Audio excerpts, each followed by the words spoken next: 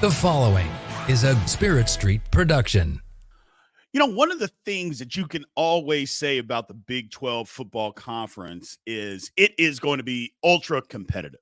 Well, another thing that's also true is that the Big 12 is loaded with good football coaches. Today, we're going to take a deep dive into that and rank the coaches from 1 to 16 on who we believe is best. Today, this is the Big 12 Insiders. Welcome to the Big 12 Insiders, your Big 12 sports show, presented by Synergy Financial Partners. Now let's go to booming North Texas, home of Studio 73. Here's your host, Brien Hanley. All right, everybody, welcome back to Big 12 Insiders. Again, this is your man, Big B, Brien Hanley, along with Tim Fitzgerald. Fitz, got a good one today, man. Yeah. Talking about Big 12 head coaches. I want to kind of first off, this doesn't mean, regardless of where somebody's ranked, it doesn't mean we're saying they're a good or a bad head coach. This is just the pecking order of what we believe the head coaches are as we speak. Again, all of that can change. Prove us wrong, whatever you may think. But yeah, this is just where we think they're all right now, Fitz. Yeah. And I'll be clear, this is your list, and you sent it to me, and I'm like, okay, I'm going to argue back. I'm going to get in his face a little bit. And then I agree with almost everything. But there are a few things I'm not with you on. But this will be fun. This will be fun. Yeah. Autocorrect really does not like Kalani Sitake's name, though. No, it did not. It did not. According to Autocorrect, the BYU coach is Colin Stokes. Yes. That was There's incredible. 2 INs in the middle. Colin. Absolutely. Well, we appreciate everybody being here. Remember, guys, Tuesday through Thursday during the summer, make sure you go and check out Big 12 Insiders. Remember to like you guys have, please continue to subscribe. Send it out to all your buddies. Let them know that Big 12 Insiders is here. We're here to stay. We're putting this thing together. It's going to be fun, especially coming up this fall. A lot coming out. But again, like, follow, subscribe, and keep making those comments inside of the video when you see it. So I appreciate all of that. Well, first, let's just get into this. So number 16 on the list here, Scott Satterfield and Cincinnati. Look, I didn't necessarily like the hire when Cincinnati did it. I thought Cincinnati was a better program and could do better. And I believe Cincinnati is a good program. It really is a good program. Scott Satterfield is there. Now, look, I'm not saying Scott Satterfield is a bad head coach. I just thought that Cincinnati could have gotten a better coach when Luke Fickell left. That's all I'm saying. And, 100. But he's there. He's got to, again, change my mind. I have no problems with being wrong. But right now, I see him at the bottom of the barrel of head coaches in this conference right now, Fitz. I do. He struggled to compete at Louisville in the ACC. I don't know why Cincinnati thought him being the guy to usher you into the Big 12 would be the answer. Right. And maybe I've just got some overall bitterness towards the man because when he left App State, Eli Drinkwitz was promoted, and then Missouri hired him and brought Eli Drinkwitz to my life, being in this region, and I'm still bitter. If he had never left App State, I wouldn't have the Drinkwitz issue. But no, I think he comes in, started last year at the bottom of this conference, right? Simply because nothing he did at Louisville would make you believe he could compete in the Big 12, and then he kind of proved it in year one. Right. They've got some holes to fill. Look, they didn't have good quarterbacking last year. That's part of it. Year one, look, sometimes guys get a pass for year one, and I'm willing to give Scott Satterfield that pass. You lose a coach, a lot of people leaves, tremendous turnover, then you don't have the quarterback that you think you're going to have. I'll give you that pass, but that doesn't mean I'm going to rank you any higher. That's just the way I feel about it. You got to prove it at this point. That's right. Absolutely. Moving on. Number 15 on the list, Kenny Dillingham at Arizona State. Again, young coach coming into, I think, kind of a tough situation with what, the athletic program, and even if you want to say the presidents, just coming into a tough situation at Arizona State, not to mention all the recruiting nonsense that went on there before him and the penalties that got handed down. I just think, again, I'm not blaming him, but it was a mess. But at this point, look, you got to show us something in year 2. And it looks like they might be on the verge of doing that with some of the recruiting and the transfer portal stuff. They might be on the way to doing that, Fitz. But yeah, we got to see it. We've seen this at Kansas. Mm-hmm. Uncertain leadership above the head coach, whether it's athletics or academic uh, institution part of it. And then you make a goofy hire, just one that didn't make sense, and it kind of puts you in a hole. And now Yes. you've gone to a young coach to try to bring him. This is following what Kansas went partially on their later parts of their journey to Lance Leipold. But Dillingham does seem to be lifting that recruiting quite a bit. But are the problems with the administration, the university leadership, both academic and athletic, still there? Because that makes a coach's job extremely difficult if leadership is poor above them. Coaches need the support and need not to worry about stuff going on that should be taken care of by superiors. So my issue really is more with Arizona State as a whole than Dillingham. I'm not sure he's set up to succeed entering a new conference with all that noise going on around him. Absolutely. 100% agree. Moving on. Number 14. Look, I got Deion Sanders at Colorado. Now, a lot of people are going to look at this. People are going to look at it one or two ways. There's not going to be any in between on this one, Fitz. People are going to either say, Big B, you're crazy, or you know what? You're spot on. Well, here's the thing. I like what Deion is trying to do. He's trying to do this a different way. If it works, great. I mean, I don't have any problems with him trying to do this a different way. Build it through the transfer portal, not developing guys, through recruiting and bringing in high school recruits. He's trying to do it differently. Will it work? I don't know. It hasn't, and it didn't the first year. But coming from where they came from, Fitz, that program was just dreadful. And to getting to 4 wins, people are saying, oh, well, they only won 4 games and they got blown out in some games. But they were competitive in a lot of them. So for me, they got better. I know a lot of people are going to think, no, they still stink. And yeah, okay, that could be true. But I just think Deion's got a lot to prove because he's cooking, and this is how I like to describe it, Fitz. He is cooking and telling us about this great steak dinner. And he keeps selling us on it, but he's still cooking. He told us it was going to be done in 45 minutes. Well, it's 2.5 hours later, and we still haven't seen it. That's my thing about Deion. So yeah, and you don't trust that the steak will be properly cooked. There you go. He's the Magellan of the college football world. He's going to take a course nobody else has tried before, and he's now in some pretty heavy, choppy waters. But he might come out the other side looking pretty damn smart. But Correct. As of now, you got a lot more to prove, Coach.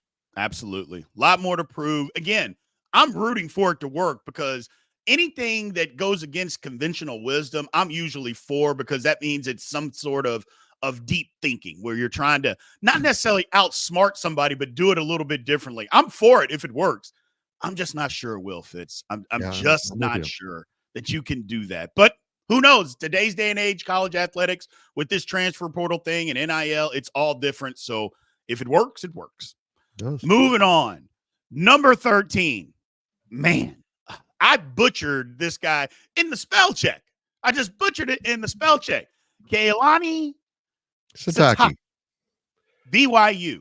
Got a lot to prove. I think they will. But look, BYU I thought they were going to be a little bit better than what they were last year, Fitz. That's why I have him down here at 13. I thought BYU was going to be better. I know they were moving into the Big 12. Look, I'm not saying that wasn't a jump, but if anybody was equipped to do that, I figured BYU would be one of the schools that is equipped to do that, and they just weren't as good as what I thought they were going to be. Agreed. I expected them to be better. That accounts for why they've been picked so low in the conference. Most have them parked at the bottom. Yes. Someone's got to be at the bottom, and BYU was designated that this year. He's loved in Provo. He really is. People think the world of him. But at the end of the day, this profession is about wins and losses. And if, after this season, they feel like he's not the guy to guide them through the Big 12, I'm afraid they'll make a move. But he's a guy I'm rooting for. I hope he makes it. I hope he gets over the hump and gets the team rolling. And I think BYU as a program will acclimate to the Big 12. It just took a unsteady first step that we didn't really expect. Correct. So I want them to get back on track. Look, I think for the conference sake, not that it's in any trouble, but I think you get a bigger profile if BYU is better. I mean, Right. let's make no mistake about it. BYU coming into the Big 12 conference was good for the Big 12. Yes, it was good for BYU, but it was huge for the Big 12. And if they can be a relevant team within the conference and start competing, that's going to be good for the Big 12 and for everybody in the Big 12. Just good for the conference as a whole. Number 12 on the list, Dave Aranda. Look, I'm sorry. I like Baylor. I think it was a good program. I think Dave Aranda's in over his head. I'll be flat out honest with you. Their schedule is tough. If they can get to 6 wins, I think that saves his job, but I'll be flat out honest with you, Fitz. I don't think they get there. The alumni are furious with Dave Aranda right now. He won a Big 12 title. It's pretty evident how they won it with Matt Rule's guys, which, hey, you still got to coach the guys. Don't get me wrong. So you got to take some credit. You had to coach them, and they won. But it has been an absolute just a sinkhole since then. They have not been good. He's got to get this thing turned around. Yeah, and he's about as warm and fuzzy as a chunk of granite. I mean, I think his nature, his persona, isn't helping him at all. Absolutely not. He has this very aloof, scholarly feel to him, which seems cold at times, I think. And it was, likable, different, enchanting, if you want to say that. And then you start losing, and it's weird. Correct. And that's where he's at. He's got to win, and Correct. He's not showing any sign that he'll do it. Maybe their transfer quarterback will be all that, and they'll get back on their feet. But there hasn't been any indication he can, as he gets further into his players and moves deeper into the guys he's recruited. There's been no indication it's going to improve greatly. Yeah. It's too bad because, like I said, Baylor had turned a corner. They got through that mess. That was a mess. And however you want to look at it, we're not going to go into what was right or wrong, whatever, but it was still a mess. But they got through it. And it looked like they were coming out on the other side. Matt Rule's there. Then he leaves. They win a Big 12 title, and it has just hit the wall since then. So hopefully he can get that turned around. I'm just not sure he can. Next on the list before we take our first break, Brennan at Arizona. Look, don't know a ton about him, but what I do know is he made San Jose State pretty relevant. Yep. If you follow, I'm not saying you have to follow them, but if you follow college football, you know that they were pretty relevant. So he's getting his job, his big chance at Arizona. Arizona, lost a head coach. Arizona became very good. They were a very good team last year. A lot of people think they're going to be a very good team again this year, but we don't know a lot about them. And like we mentioned at the top of this, a lot of Big 12 coaches are pretty good coaches. So we'll put him here for now. But this Fitz, I have a sneaky feeling can change. I think he could move up a little bit here. Yeah, look, let's be honest here. This is a regional ignorance issue. Yep. The Pac-12 schools, former ones, have always hired kind of from the West Coast pool of coaches, and we're not as familiar with, who's coaching at San Jose State. We don't see many of their games. If they're on, they're late, and we're watching Pac-12 after dark if we're watching it all. Right. So how he gets to the Big 12 level and sets his feet and handles himself will be very interesting. I think we're going to learn a lot about Arizona football here this season. If he's got them back in the upper quarter of this conference, or even the upper half, it's a great sign, and that isn't going to be a sharp drop off. But again, this falls under. We got to see it to believe it, because if you're going to be a new coach coming into this conference, you better have a track record that we can see and it's tangible. We got one of those guys still to go, but we just need more information here. Absolutely. Just need more information. Like I said, I just have a sneaky feeling. I'll just leave it like that he's going to be moving up on this list. I just have a feeling Arizona is going to do a couple of things that people outside of Arizona don't think that they're capable of. I think they're going to do that this year in the conference. So we're going to be right back. We'll get to the rest of this list. We're going to have one word from our sponsor, Synergy Financial. We'll be right back. We'll be right back after these messages from our sponsors. At Synergy Financial Partners, the vision is to build the world's largest consumer financial education and empowerment company. Synergy doesn't just offer you a financial plan. At Synergy, the goal is to help you find your best financial future. Learn more at synergyfinancial.com. Welcome back to the show. Let's return to Studio 73. All right, welcome back to Big 12 Insiders. Again, this is your man, Big B, Brien Hanley with Tim Fitzgerald. Breaking down the Big 12 coaches and the hierarchy on the list that I put together of who I believe are the best coaches in the Big 12 in order. So we are at number 10. Number 10 on the list, Fitz, Neil Brown, West Virginia. Look, I don't think anybody, including West Virginia fans, thought that Neil Brown would be the head coach starting this season. I don't think there's anybody out there that actually believed that. They had been bad. The athletic director gets fired, but they keep the head coach. And then they turn around and have the season that they had last year. I just out of nowhere, by the way. Pick last. Yep. Yeah. I mean, now people are going to say and look to their schedule and say, they missed all the really good teams in the Big 12. And that's true. They did, but you still got to go win football games, and they were able to go win those football games. So give Neil Brown credit. In the face of adversity, he basically looked it in the eye and just said, okay, bring it on. I'm going to fight back. I'm not going down without a fight. And you be able to portray that to your football team and have them produce for you. That's got to mean something, Fitz. Yep. He was defiant from Big 12 media days on. Yes. We're going to prove you wrong, and he did. This is the first one of your picks I've looked at and said, I might put him higher. And then I started looking at the coaches above him. I'm like, where would I put him? So that's just how good these coaches are. And also, I want to point out, I just found another spell check typo on your list. So I'm hoping to God you read it next. Oh, yeah. No, I got you. I made the change. It's a great one. So number 9 on the list, we've got Gus Malzahn. This is what he's talking about. I have no idea what the spell check even was on the first name. I have no clue. I looked at that and I'm like, what is this? But whatever. Spell check. I mean, it just, I don't even know if it's a name. Is it? Gusto. Yeah. Gusto Malzahn. Good. Yeah. It's Lord. Either way, number 9, Gus Malzahn at UCF. I think what they went through last year, look, you lose your quarterback and you have to play another quarterback. It's tough. Now, one thing about UCF, they forgot how to tackle last year. They had big problems just tackling people and led to some crazy games, crazy comebacks, stuff like that. But UCF, look, I like Gus Malzahn. He was at Auburn. I think he's going to get UCF turned around because I think the recruiting, it's already done wonders. Transfer portal doing wonders. I think UCF is on the verge here of being in the upper echelon in the Big 12 in football. I'm a big Gus Malzahn fan. I have been since he won with Auburn inside of Bill Snyder Family Stadium. He said some very nice things about the atmosphere. I've always liked him. He's an extremely likable guy. He's got the demeanor of a head coach, and now he just needs to get that talent. I think even he, coming from the SEC, underestimated the Big 12 talent to a degree. And now he's going to get that going.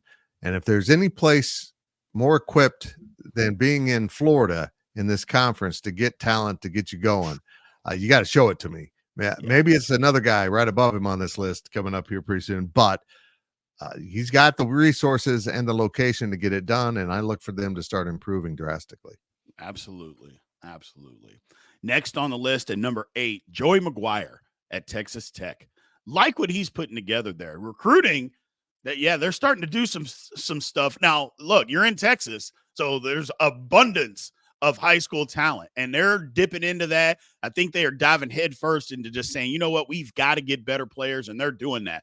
Now the translation has to be on the field. Yep. Last year, a lot of people thought they were going to be in the Big 12 championship game. I think you were one of those people, Fitz, that picked them. And literally the season started off losing to Wyoming, and they never got back on track. It seemed like they were using 75 different quarterbacks at one time, which, again, you can't fault anybody for guys getting hurt. But it never got on track after the opening game of the season. They got to turn that around this year for them to be good. But I like Joey McGuire as a head coach.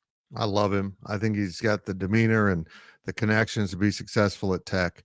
But Joey McGuire, show me the victories. Yeah. Show me the victories. I need the victories, except when you play, teams that I don't want you to lose to or beat, whatever. But yeah, no, I love him. The fact he's 8. These 3 coaches we mentioned opening this segment, it's incredible that they're in these spots. But again, when you start traveling up the list, you're like, okay, yeah, it makes sense. This conference has great coaches in it. Yes, absolutely. Again, just as a reminder, everybody, and look, we haven't said that anybody's a bad head coach. Maybe No. some of the job and what they're doing isn't up to snuff, which I believe, and that's fair. Got to do a better job. But I don't think the Big 12 possesses a bad head coach. Now, that could change. Somebody could turn out to be a bad head coach. But at this particular moment, Phil, I don't think there's a bad coach in this conference. Not at all. I agree with you, brother. I agree Yeah. 100%. Some coaches need to prove they can do it in this conference, and not everyone can prove that. That's the thing, is there's going to be some coaches at the end of the season are going to lose their jobs, and they're damn good coaches that someone Correct. should hire, maybe a step down. They just didn't quite get the traction at the school and the conference. Correct. Absolutely. Moving on. Number 7, Willie Fritz at Houston. Look, I know a lot of people are going to say, hey, he hasn't done anything at Houston. I understand, but look where he's done literally everywhere that he has been.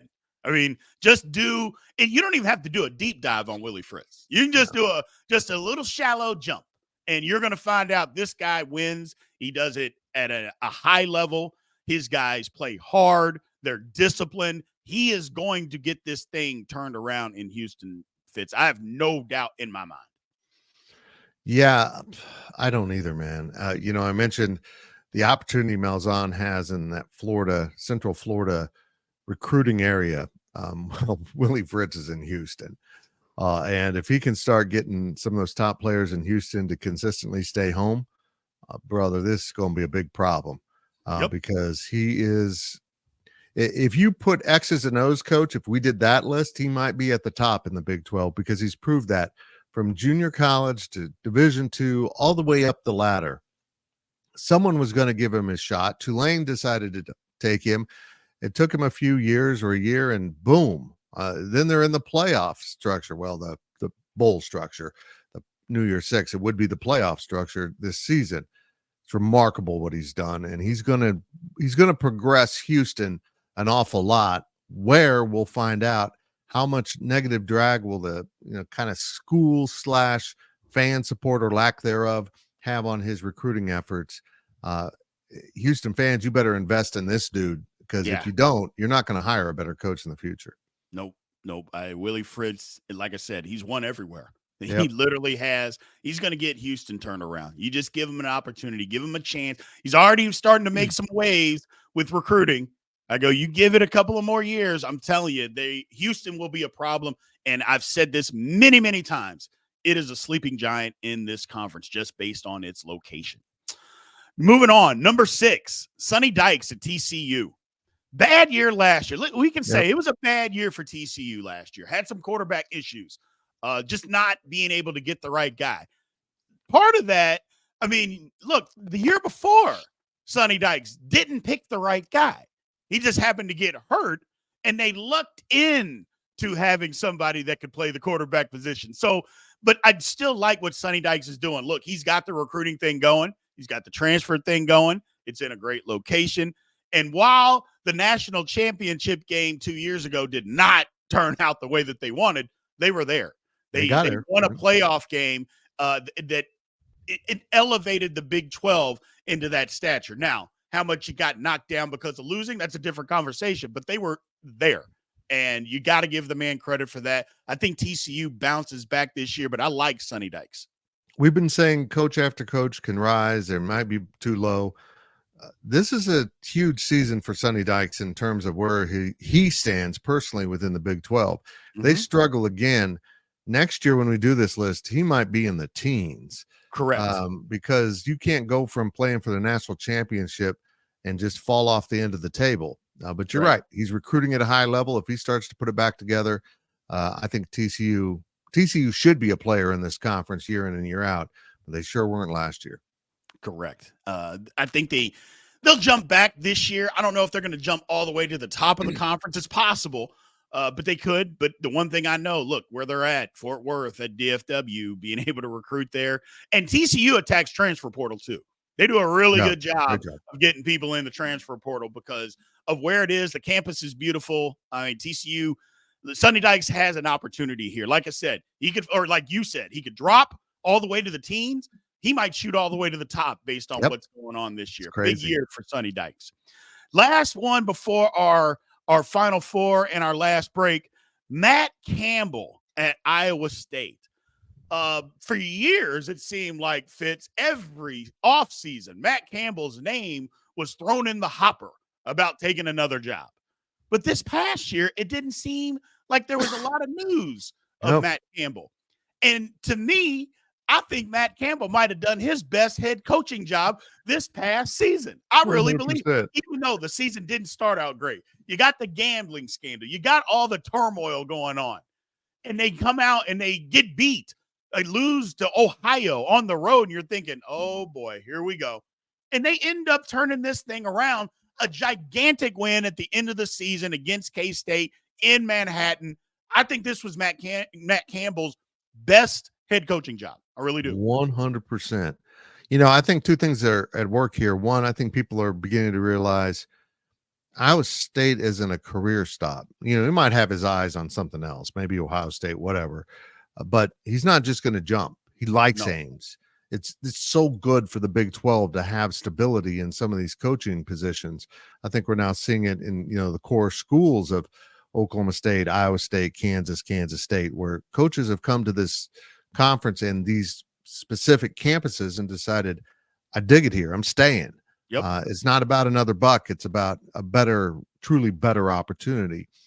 And I have been critical of Matt Campbell. You look at the players he's had in the past and put in the NFL with the against the results, not winning, you know, double-digit victories in a season. I was kind of pessimistic on him. What he did this season won me back over. It was impressive. He gathered the troops. He found a warrior quarterback, as I've said a million times, and he trusted in him.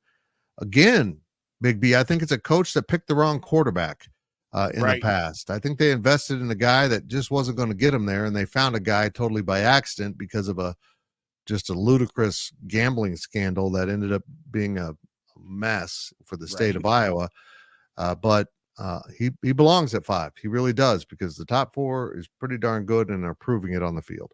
Absolutely. I like Matt Campbell. I like what he's doing. Matt Campbell is the antithesis of what this conference is. Iowa State, while they will dip into the transfer portal, it is a recruit and development school. Yep. And at the core of what these schools are, the top schools in this conference, and what I think all the schools, not just the top schools, all the schools in this conference, they are not draft, but recruit and develop. That is what these schools are. So, and that's what Iowa State is. I think they do that very, very well. And they recruit pretty well as well. So, Matt Campbell at number 5. We're going to take a quick break here before we unveil our Final Four. Well, there's the Final Four right there. So, we'll come back. We will take a quick break before. There we go. Technical issues. We're both clicking on it. So we will we'll be right back before and we'll let you know the order. One word from our sponsor, Synergy Financial Partners. We'll be right back after these messages from our sponsors. At Synergy Financial Partners, the mission is to change the way Americans plan for their financial future. Synergy doesn't just offer you a financial plan. At Synergy, the goal is to help you find your best financial future. Learn more at synergyfinancial.com. Welcome back to the show. Let's return to Studio 73. All right, welcome back to the Big 12 Insiders.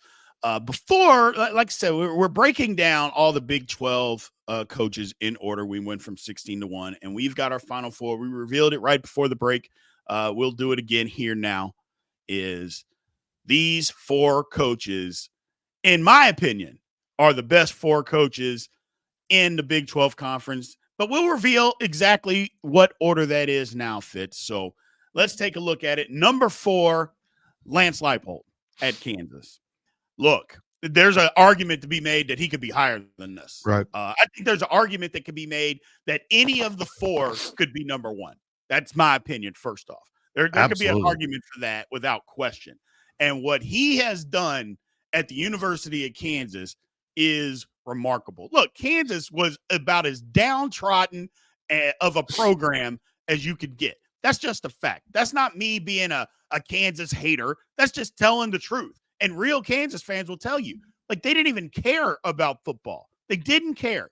They wanted to be good, but they knew they weren't, and it was just a dumpster fire. He comes in after bad coach after bad coach that they had hired, cleans up the program, gets kids to believe, gets kids to come, and next thing you know, they're one of the sleeper picks to be able to win the Big 12 conference this year. I think it's nothing short of remarkable, Fitz.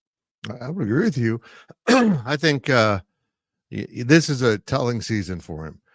And I'll be blunt here. Jalen Daniels will make a coach look a lot smarter. But even when he was out last year, KU still find ways to win. Yep. And still found ways to be competitive. Even, for example, in the game they got against Kansas State and Lawrence, where they were on their number 3 guy who played really well. And that's a sign of good coaching. That's a sign of changing the locker room environment in a way that players now that put on that blue and that weird bird on their helmet, they believe they can win. And that has been completely absent from that program for years. Doing it that quickly at a program is a sign of greatness in a coach. And now we'll see what he can do.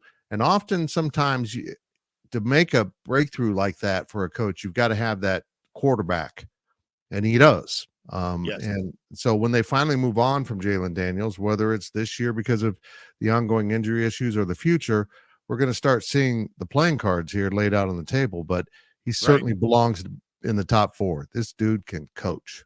And not only that, Fitz, you also got to think about, look, sometimes to get over the hump, you need some luck. So hopefully the luck will be turning with having his quarterback be healthy for the whole year. Yeah. And their schedule.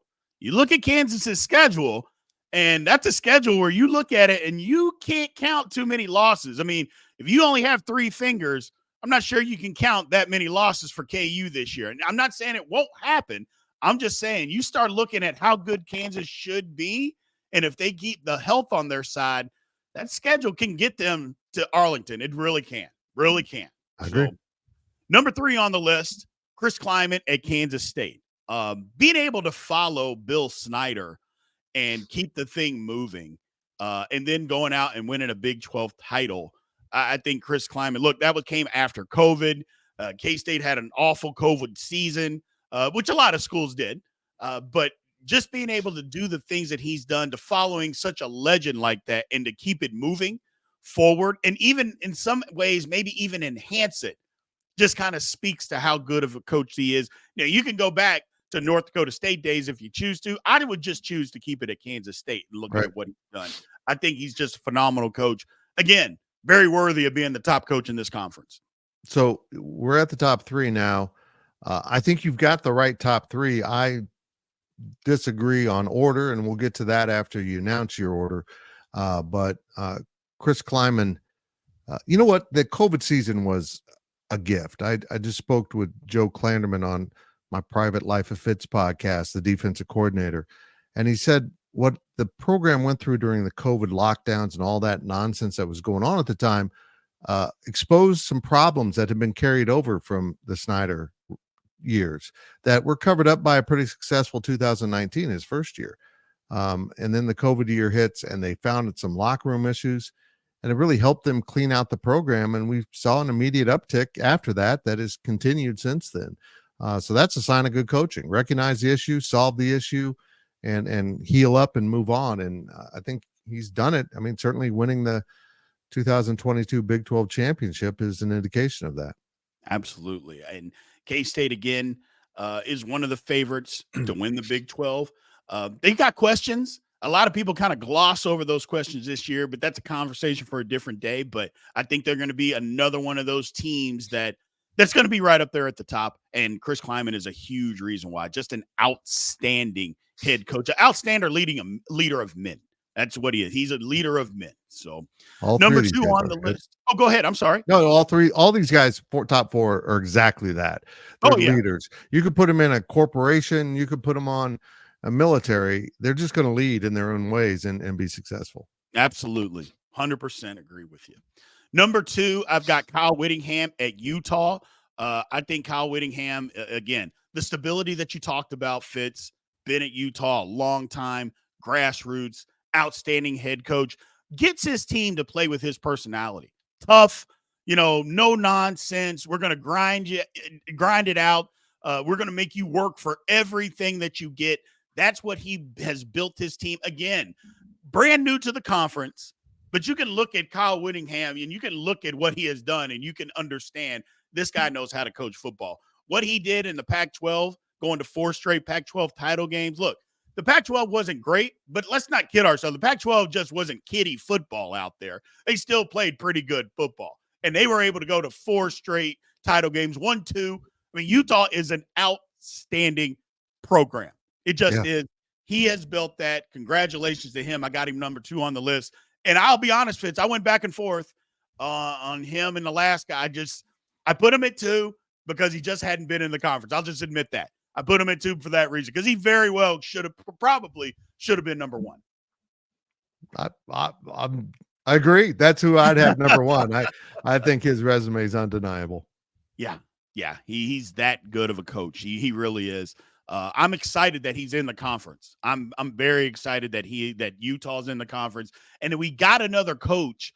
We lost some brands, and whether you like Venables or Sarkisian, that's fine. But we got a guy that has a name. And Kyle Whittingham, even at Utah, I'm not saying they're a blue blood, but he in the coaching circles has a name, and I think that means something for the Big 12. Right. So number 1 on the list, I say last, but the number 1 person I have on the list is Mike Gundy at Oklahoma State. Again, we've seen Oklahoma State through the years. We've seen them have some high-level NFL talent, and they be very good. Last year, I'm not sure they had high-level NFL talent really anywhere, and yet they were in the Big 12 championship game. I think one of the better coaching jobs that I've seen. Again, started the season, didn't know who the quarterback was, got throttled at home by South Alabama, come back off of a bye week, they beat Kansas State, and they get the ball rolling, and they end up in Arlington. Again, one of the better coaching jobs I think Mike Gundy has done, and he's done a lot of them. I think he is just the top coach in this conference, in my opinion. Does a great job. Again, recruit, develop. He'll dip into the transfer portal. He's just a guy. He's built his entire reputation at Oklahoma State, including as a player. Now as a coach, I just think he's the best in the conference. I'm going to give you an opportunity to retract no high-level NFL talent with the words Ollie Gordon. That's a good argument, whether or not he is an NFL running back. I'll say this. Mike Gundy has gone to 2 of the last 3 Big 12 championships. The one in between, the season in between, was kind of a disaster. They started off towards the top of the rankings and got their doors blown off at Kansas State, and it spiraled from there. I would have him actually number 3 on the list because just making the Big 12 championship and losing kind of puts him behind the other guys for me, but he's a great coach. He's been a steady rock there. Who would have ever thought until, when Kyle Whittingham comes in, that Mike Gundy would be the old wise coach. He used to be the young pesky guy that just turned 40. And now he's kind of the veteran coach. Right. Pretty soon there'll be silver in that mullet. And he's turned out to be a pretty good coach. And he also has stayed put at his school at Oklahoma State. And these things are so stabilizing for a conference to not constantly be rolling over their coaches at the top programs. Yeah. And that's the thing. Mike Gundy's had opportunity after opportunity. I think the biggest one, the high profile, was the job at Tennessee, and he turned it down, right? To stay at Oklahoma State. That means something, and for him to be able to do that, because look, you go to a place like Tennessee, you're going to be able to get top level talent. Now, I'm not saying that Oklahoma State can't attract talent, but it's just not going to be the same when you go to a Tennessee. The resources aren't the same. So you're not going to be able to do the same type of stuff. He stays at an Oklahoma State, and they're still always pretty good. Yes, there's going to have some down years at Oklahoma State, just like every program is going to have a down year or two. But consistently, Oklahoma State is one of the top teams in this conference. And for a few years, Fitz, they were one of the top teams in the country, and I think they got overlooked. And that's another thing. Like this year, they return a lot of people from a team that was in the Big 12 championship game. How many people are picking them to go back to Arlington? There's not a lot. Not a lot. So, again, this is another opportunity for Mike Gundy to just say, hey, we're still here. Oklahoma didn't leave the conference. The whole state didn't. Oklahoma State is still here. We got a good football team. Let me bring this back up. So here were our top four. First of all, I like this photo because I think it says everything you need to know about our list or your list. Mike Gundy's is looking cool. I miss the full mullet, but that's cool. Chris Kleiman's kind of pissed at you, Big B. He's staring you down for being number 3. Lance Leipold's just really happy to be here. And Kyle Whittingham over there on the right, he's coming to kick everyone's ass. That's what that look is. But I would have my top list would be Leipold at 4, Gundy at 3, Kleiman at 2, and Whittingham at the top. But that's just me. Those are 4 great coaches. Yeah, 4 great coaches. Can't really go wrong if either of those men, really any of these men. I don't want to just leave it at the top 4. Any of these coaches, if they're leading your program, I think you can be in good shape. Let's just say that. But at the top, absolutely. If you could get any of those 4 guys to lead anything that you are doing, you're going to be in good hands. So appreciate everybody joining us today. Remember, tomorrow, Big B Day, Ask Big B Day. So throw all those questions into the chat. Make sure you remember to like, follow, subscribe, hit the notification bell, all those good things. And please leave those comments. We appreciate it, and we will see you guys tomorrow. This has been a GoPowercat.com and Spirit Street production. Please support this show by subscribing to this YouTube channel or follow us on your favorite podcast platform.